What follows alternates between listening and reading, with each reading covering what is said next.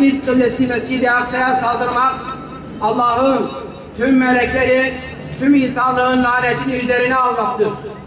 Bu lanet hiçbir zalimi ayakta tutmayacaktır. Ey kardeşlerim!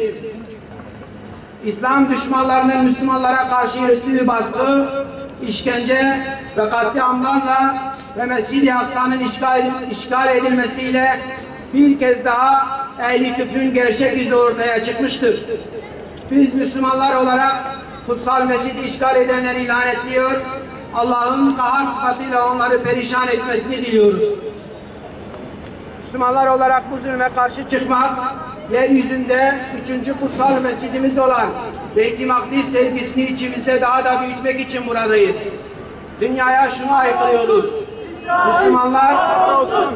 İsrail! Kahrolsun! İsrail! Kahrolsun! İsrail! Kahrolsun! İsrail! Kahrolsun! İsrail! Dünyaya şunu haykırıyoruz. Müslümanlar kanlarının son damlasına kadar bu kutsal mescidi savunacaklar. Bu yolda daha nice Ahmed Yasinler şehit olmaya hazırdır. Ey kardeşlerim, ümmet olarak bu zulme seyirci kalamayız. Bugün Mescid-i Aksa, yarın Beytül Haram demektir. Bizler bütün bir İslam ümmetini bu konuda haykırmaya, seslerini yükseltmeye ve İslam coğrafyasının her tarafında kıyama durmaya davet ediyoruz. Bu vesileyle tekbir! Tekbir! Allahu Ekber!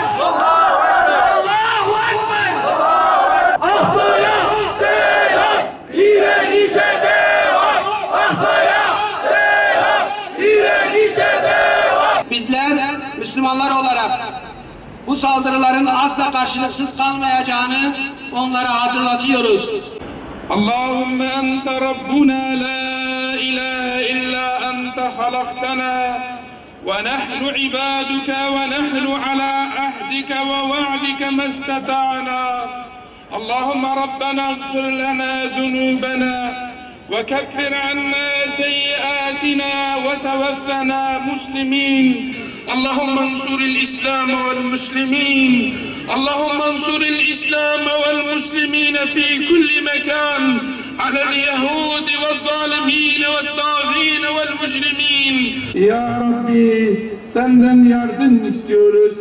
Ya Rabbi bizlere yardım ihsan eyle. Ya Rabbi sana sığınıyoruz. Bizleri muhafaza eyle.